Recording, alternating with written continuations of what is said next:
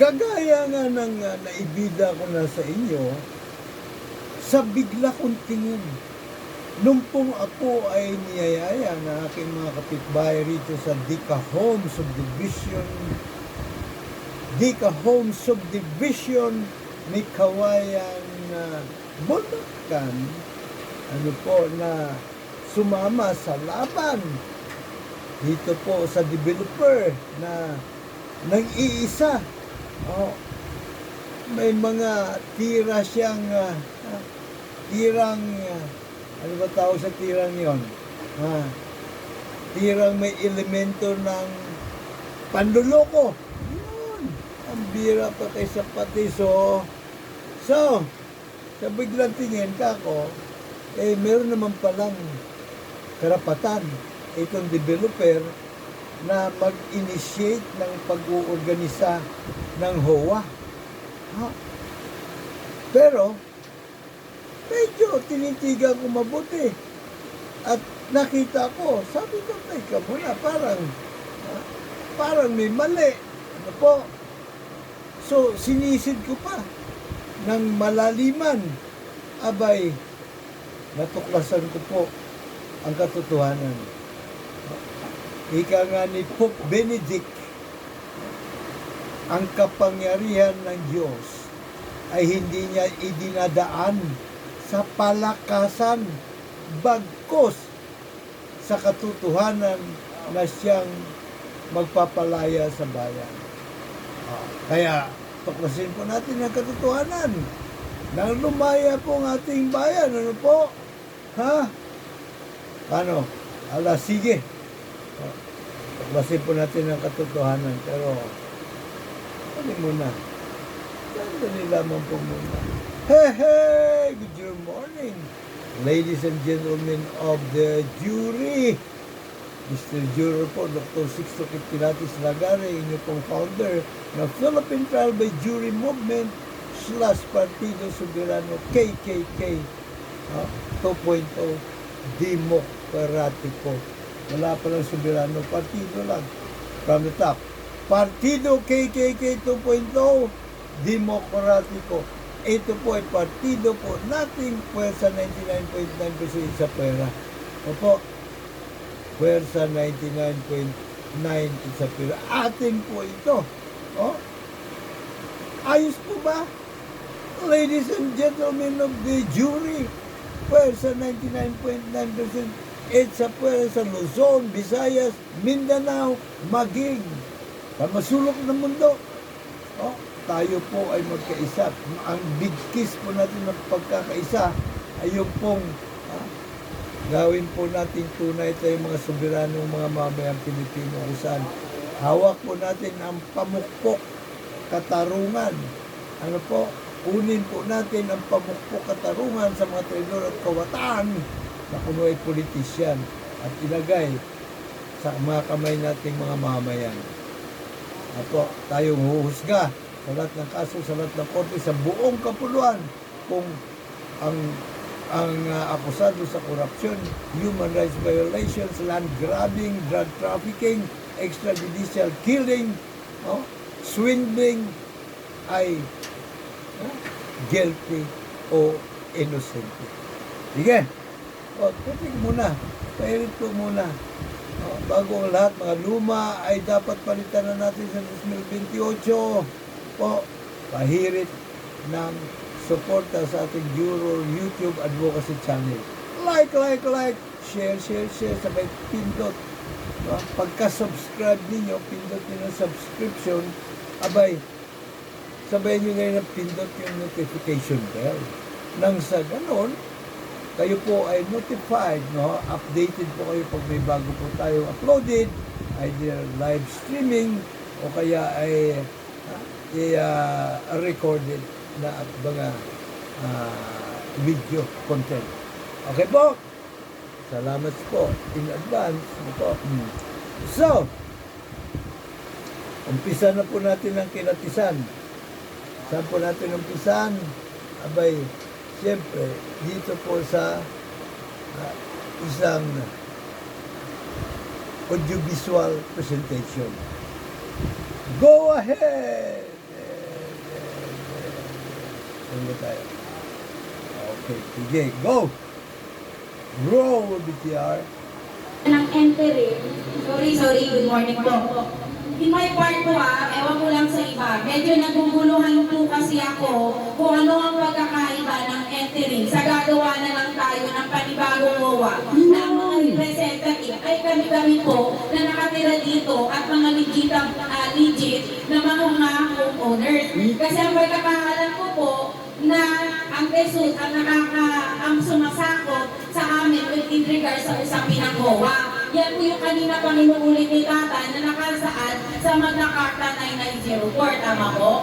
Tama mismo. Ganito po kasi, kung ang problema po ninyo yung interim board na nag-file at na-aprobahan ng aming tanggapan, tapos na nga po yung termino, papalitan na nga po natin. Bakit gagamitin pa rin sir ang interim? Pwede naman po pala kanina. Panibago. Hindi po, yung pong term na interim ma'am, sa amin po muna gagawin kasi nasa rules po namin yun. Hindi po interim, Sir, parang naguguluhan po tayo. sir, Opo, magulo. liwanagin na natin. Sandali lang mga, hold your horses. Oh, interim. Ang salita daw ay sa kanila. Kasi naandun sa kanilang revised IRR noong 2021. Opo, itinatag po noong 2018, ito pong Department of Human Settlement and Urban Development 2018, panahon ni Digonggong. Ang dati po may hawak ay yung SLURB. Ano po? So, nung pumasok po itong DHSUD, after a while, agad po nilang ni-revise ang IRR ng RA 9904 noong pong October 2021. At doon na po lumabas yung pong mga kataga na interim board. Meron pa isang lumutan. Meron pa kataga na meron pa silang isiningit. Paningit ito Yung pong section 30 ng Presidential Decree 957. Na binigyan ng kapahintulutan ang developer na mag-organisa, mag-initiate ng pag-uorganisa ng homeowners association among the buyers or purchasers of the lot, condominium units or townhouses or house and lot sa isang subdivision. So, yan as far as interim board is concerned. Ipagpatuloy po natin ang Sir, ano pwede ba ako, ma'am? Pwede. Kusingit lang, mama. Ganito Po kasi tayo, Hindi, ganito. nakakapag-umpisa, ang haba na po ng Ganito nga kasi, sir. Ang sentimento ng halos lahat sa amin dito, magtatag ng panibagong HOA.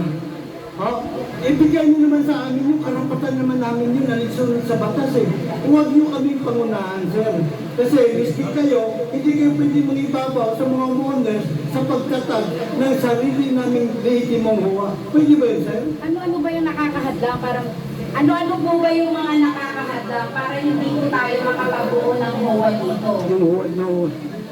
Sangayon po sa ating batas, isang homeowners association lang po sa isang subdivision. Okay, opo, totoo naman. At sa kasalukuyan, may nakarehistro na po. Yung entering MOA. Hindi po, Interim po yun, interim po yun. Hindi yung samahan, yung grupo, yung asosasyon. Interim po yun, hindi po Meaning ang regular. pangalan is entering. Pwede po bang pakiliwanag kasi in my part talaga natutuluan ako kasi sa totoo lang, sa amin sa Antipolo, kahit na hindi totally MOA, may bunod na may bunod na binubuo. Kaya so ibig sabihin, pwede magparehistro ng isang samahan. So medyo naguguluhan lang tungkol sa interim.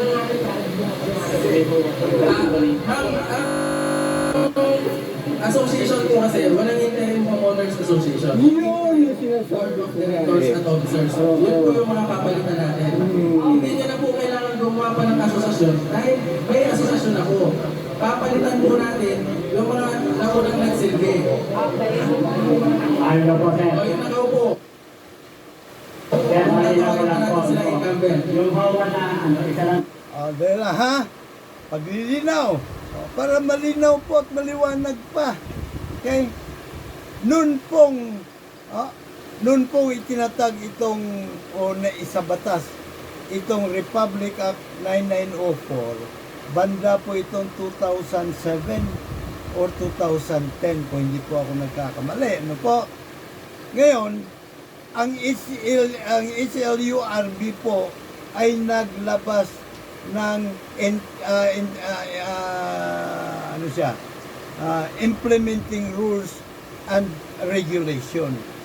Doon po sa implementing rules and regulation na ito pong HLURB, there is no such thing as interim board. No? There is no such thing also as otoridad po ng developer na mag-initiate sa pagtatatag ng homeowners association. There is none. Ano po? Pero, nung pong nilimbag nga itong DHSUD, yung batas na naglikha ng DHSUD, abay, biglang may nagkaroon ng himala. Ha? May isiningit po sila na Section 30 sa revised IRR. Sa revised IRR na po, ano po, kung saan alinsunod di umano sa Section 30 ng Presidential Decree 957, otorisado ito pong developer na magtatag ng HOA. Ha?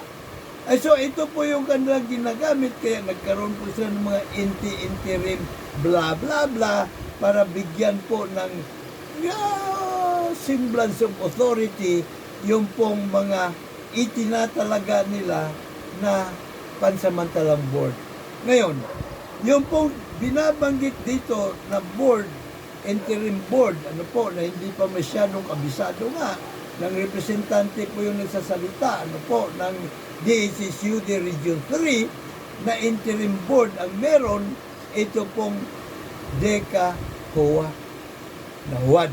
Bakit po HUAD? Sapagkat yung pong mismong kanilang kinatawan, umamin sa akin na siya mismo ang nagparehistro nito noon pa sa sa HLURB.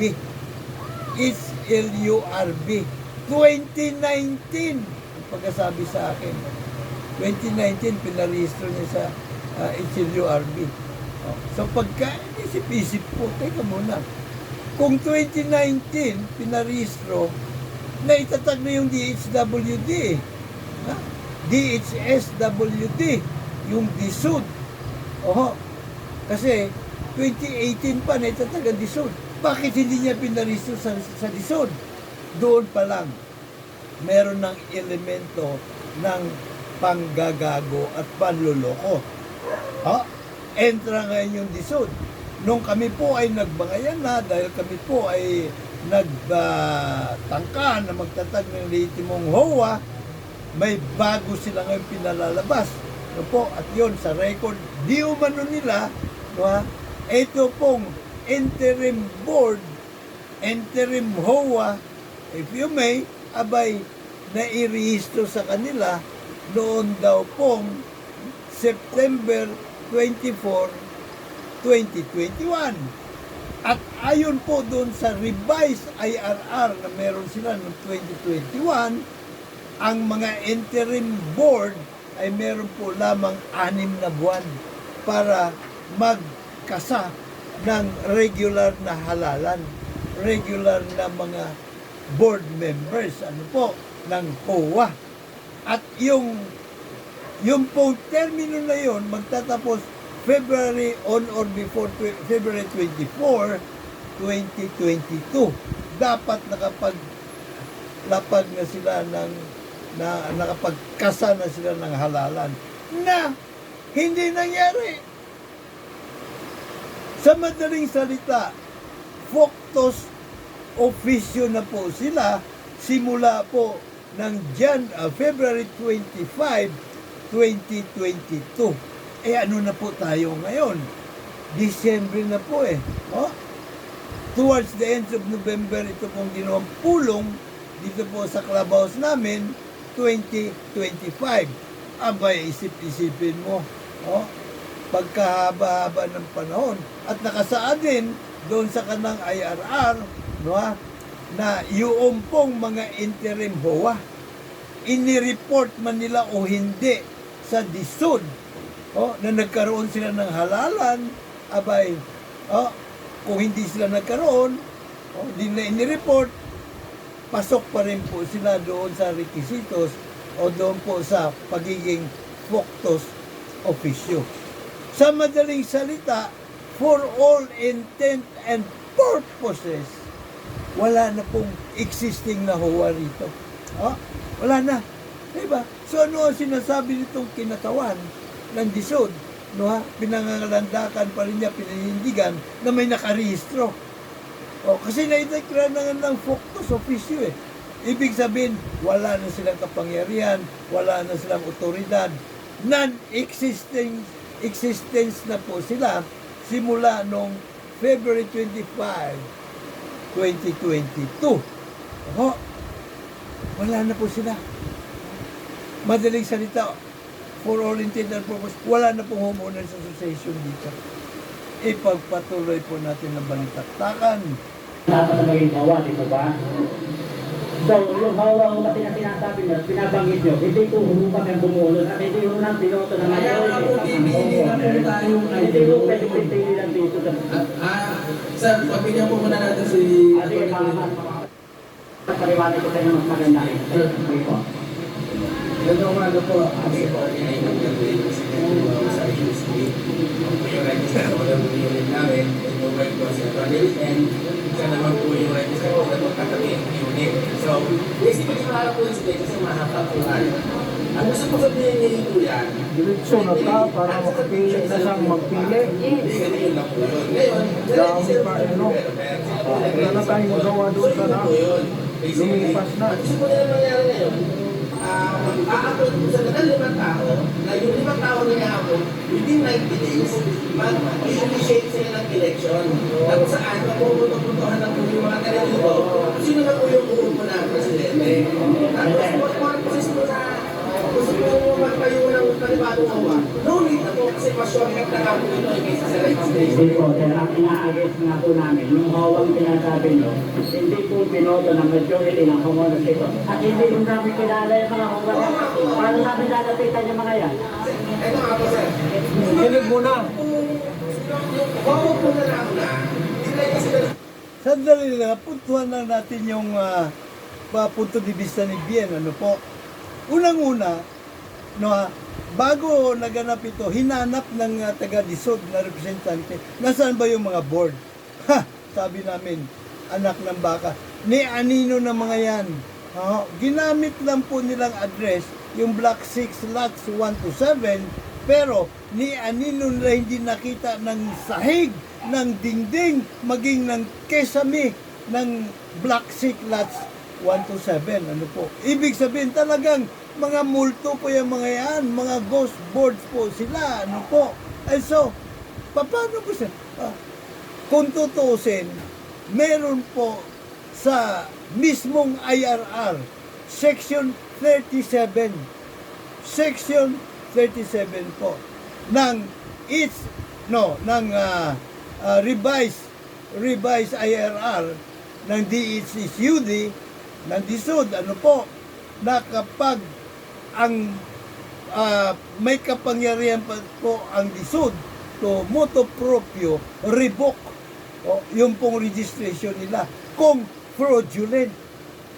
At mind you, nung kami po ay organisa ng eleksyon dito ng mga lehitimo, ano po, at kami po ay nagpetisyon doon sa DSUD Region 3, inilakip po namin doon ang amin pong mga ebidensya na talagang mga multong residente sa Block 6 lots 1 to 7 ang mga incorporators nung sinasabi nilang inirehistro nila na Homeowners Association. At meron po kami mga naka-video na interview doon po sa mga nakatira doon. Naka-video po yung aming ginawang ocular inspection. So, hindi pa ba yun sapat na ebidensya para ideklara motu proprio ng Dizon in accordance with their IRR Section 37, no ha? At baklasin, i-revoke yung registration. Kaya nagkakagulo ang ating bansa. Alam niyo kung bakit? Kasi itong mga dapat sana ay protector po natin ng mga mamayan, dapat sana ay mga tagapagpatupad ng batas, ginagawa ng mga buwakang ito na negotiable instrument ang batas. Ginagawa ng negosyo, nagkakakwarta sila, mga adaputa sila. Pakinggan natin itong abogado. Si abogado pala. Homeowner po ito. Pero tingnan nyo kung basta kinakampihan pa yung mga dumadapurak sa aming mga kapakanan, mga karapatan, kinabukasan. Bobo. Kaya sunod po yung mga tao na ako. Ngayon, papalitan na po sila. Yung ina-appoint na po 5 na papalit, hindi po sila yung uupo. Sila lang po yung mag-iingi ng election at samantala. Imbis na sila po yung magpapasilit na election, tayo na po yung magpapasilit. Yung master po, yung 5 tao, siya yung pumilit. Attorney, liwanagin lang natin ano po. Yung nirehistro nila, may grounds for disqualification and grounds for declaration, revocation of registration, which is number 1 na doon, pagka may fraud at attorney, hindi po mga homeowners yung incorporators nila eh. So fraudulent po yun. Ngayon, pagka atin pong kumbaga ni-ratify yun, lahat ng kasalanan ng ginawa nila sa atin, may stop na tayo, hindi natin sa masisingin. Ngayon, wala namang malaki kung bakit din naman panibagong hawa tayo. Ano problema doon? Yung contest ko lang siya, sige po, lumayan tayo ng pag-entertain ko ng contest kaya yung isa tanong ko. Yung sinasabi na nila na hindi sila mga-register ko yan. Dati saksakin lang po kung bakit tayo magpapalit at yung mga taga rito na yung tapos yung naman sinasabi ninyo na yung mga ginawa nilang iligalidad na mai-stop tayo para habulin sila pag napalitan sila. Hindi po totoo yun kasi mayroon kayo tawag na prescription eh. Sa batas po, may prescription yan kung kailan ka pwedeng may limit yan, may taon kung pwedeng hanggang kailan mo siya hanin. Hindi po yan ako condone nagsinsip po, pinalitan ka na. Tapos kayo kasalanan. Okay, attorney, I'll take your word for that, ano ha? And then, isa pang tanong, paano kung may mga illegal silang transaction na ginawa? Sino ang mananagot doon? Tayong bagong luma? Ready sila. Kasi tatandaan nyo yun sir. At ngayon din yung Duterte, sila ready po ba? Kung sino yung lumalong balik, siya po yung mananagot. Ngayon po, pag purposes po nakakapulin siya, i-raise po natin yung concern na yan, di ba? Magkakaroon po na appointment, magiging comment yung 5, interim court na ang tawag sa kanila. Yung po na papalit sa kanila, i-raise mo sa kanila yung issue na yan para kabulin yung mga yun kung meron mag-illegalidad. So kung i-simplify na lang natin, imbis na magtatag ng interim, magtatag na tayo ng regular na huwa na panibago. Pagdinig lang natin na lang po yung si fraudulently registered siya. At the end of the day, you cannot declare a homeowners association na illegal. Pero kasi due process eh. At the end of the day, sir, pero kung tinatawag sa batas ng presumption of regularity, na meron lang kasi kung yun naka-register, sila po yun. Pero kung sinasabi nyo yung meron grounds for disqualification, revocation, etc. I-raise mo siya sa discord, pwede yun ng addition ng separate complaint. Pero as far as the discord is concerned, the homeowners association is concerned, at yung mga tao na dito, tinatanggap ko na sila po yung register ko pa. Okay sir, kami po ay magsasampa ng mandamos para sila ay petisyon ng mandamos sa with danyos para mapalis sila rito for reasons of fraudulent registration. Pwede ba sir, ikaw abogado namin? Ang gano'n sir, hindi tama yung isip kong ginawin kasi mali yung sige natin. Dahil merong certain grounds na para ma-fail yung petition for Mandamus. So technically, kaya tumiayos yung sa lahat. Ay, kaya naman po kung matindi daw kasi concerned din ako kasi nakikita ako. So, gusto ko lang kumalaman kung sino yung papalit at sana yung medyo maayos na yung papalit. Honestly, kung basta yung concern ni nanay, yung kung mga tanong niya, hindi ko yung technically proper menu para po pag-usapan. Yes po. Kasi nagtato namin baka kasi sa tanong namin, nagkakit sa tubig, hindi lang po di sila nakakasagot doon. Nandun ako, naninig ako magpapanto ng complaint sa barangay, sa city hall, hindi yun doon ang proper menu sa NWRB. So, technically, lahat mo ng issue ng proper menu, may proper na process. So, so, kung ano po yung mga concern ninyo, Attorney, final question na lang. last na yan Last question na to, second to the last. Halimbawa, attorney, ang kanilang ipinail and articles of incorporation ay falsification of public document. Hindi ba yan ground for revocation of registration? Patunayan mo na kasi falsified yung pinay nila. Madali pa tunayan na attorney, no? Kahit na i-ocular inspection natin, ang ginamit nila ay Block 6, Lot 1 to 7. Doon na yun sa may bunga, no? Misi Alino nila hindi nakita ng sahig, hindi legal case kami doon eh. Pero pagka napatunayan, ground for revocation of license, registration. Okay, yun lang. Thank you. Pambira talaga sa patistong Olympic na to, no? Isipin mo naman, ha? Isipin nyo na mabuti, ha? Again, babalikan ko lang yun. Sinasabi niya na hindi daw po pwede na kami ay magtatag ng panibagong HOA sapagkat may nakarehistro nga raw. Abay, hindi nga ba diniklara na nga eh, ng DSUD mismo na fructus officio ang buong board, no po? Sapagkat hindi po sila nagpahalalan simula po nung February 24, 2022. So, fructus officio, ibig po sabihin, patay na sila eh. Nailibing na. Wala na po silang otoridad, wala na silang kapangyarihan. Ibig sabihin, wala na pong board. At yung mismong mga miyembro, halos lahat dito, pwera lang yung mga anay sa hanay, dito sa Dikawayan Subdivision, ang sumusuporta sa huwad na HOA. Iilan lang yun. Wala pang 20 katao yun out of 3,000 plus na ng mga residente rito. Ano pang patunay ang gustong hahanapin ni attorney?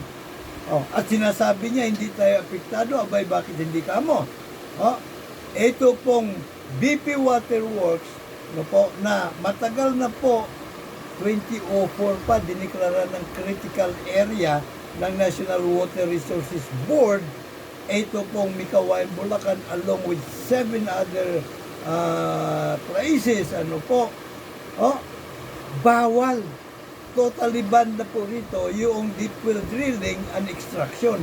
Maliban na lamang, pa kung yung tubig ay gagamitin ng bumbero o kaya ng ospital as backup, hindi po primary source. At saka meron po ditong Bulacan Park.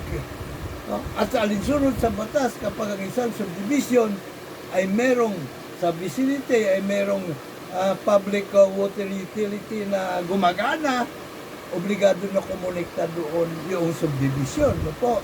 And so, wala talaga sa hulog itong depensa ni attorney, no, doon sa huwad de kahuwa. Kasi, sino pa didepensahan niya? Moot ang academic na nga eh. Diba? Nadeklara na po na basura, non-existing, patay na, nailibing na, matagal na, February 24 pa o 25, 2022, non-existing na po ang HOA board dito. So ano pa ang kanyang, at yung mga pitong yun ng incorporators. Oh, sa madaling salita po, it goes without saying, oh, na mismo yung registered na HOA, patay na rin po. Oh, bakit mo pa ipagtatanggol? Sa magkanong dahilan? Ba, yan naman po ang magandang katanungan po dyan eh. Sa magkanong dahilan, ano po? At siyempre, ang isa pa pong kahindik-hindik rito na usapin, no? Paano kung halimbawa, yung pong mga kalsada, mga open spaces, mga facilities, ano po, ay pinareceive na ng developer sa HOA niya in good order and condition. No? Sa madaling salita, ito po yung aking lang ipinag-aalala. Ano po? Maaaring ma-stop po ang mga membro, tayo po mga dekanyans. So, pag sapit ng mga ilang tag-ulan at lubak, puro lubak-lubak niya po yung ating mga kalsada, sino sisingilin natin? Sinong gagastos sa pagpapagawa? Tayo? O kung wala tayo, mga anak natin, kapu-apuhan. Ganun po ba mangyayari doon? Paano po yung tinipid nila? Yung pong mga espasyo rito ng sidewalk, ng planting area, ano po, na kanilang tinipid para mas malaki po yung kanyang mga sellable lots, ano po, at pinapirma na po doon sa huwad na DECA-HOA. Ay como extension ng ang bagong HOA, imbis na bago, extension ng po noong pong huwad na HOA, parang niratify niyo na rin ang legalidad ng huwad na HOA. Hindi po ba? Mabuti sana kung babayaran ni Ator ito pong kawalan para sa mga homeowners dito. Okay lang. Siya magbabayad. Hindi po ba? Yan naman po ang ipinaglalaban po natin. At patuloy po natin ipaglalaban po yan hanggat di po tayo nakakuha ng katarungan. Andan po natin. Hindi po tayo rito. Kumbaga, sinusunod po natin ang ika ni Pope Benedict na ang kapangyarihan ng Panginoon na po yun ay hindi niya dinadaan sa palakasan, bagkus sa katotohanan na magpapalaya sa bayan. Yan po ang ating tapusin po, katotohanan naman po. At saka, ito pong board na ito ngayon, na pati po yung dali mo na, pati po yung mga huwad di kahuwa, ay nakikisaw-saw pa. Tingnan ko nga kung nandito pa yung wala. Kasi meron po silang inilabas na kalatas, ano po. May kalatas po silang inilabas patungkol po sa bagong board at sa kung paano gaganapin ang halalan. Meron po silang inilabas eh. So, ang nilabas po lang ito, malinaw na kumo sila nga po ay factus officio na po, wala na silang pakialam, wala na silang kapangyarihan, po ay siyempre ito po ay basura. Ito para sa kalaman naman po ng mga dekanyans, ano po. Ito po, tingnan po natin ito mabuti. Suriin po natin mabuti po ito, ano po yan.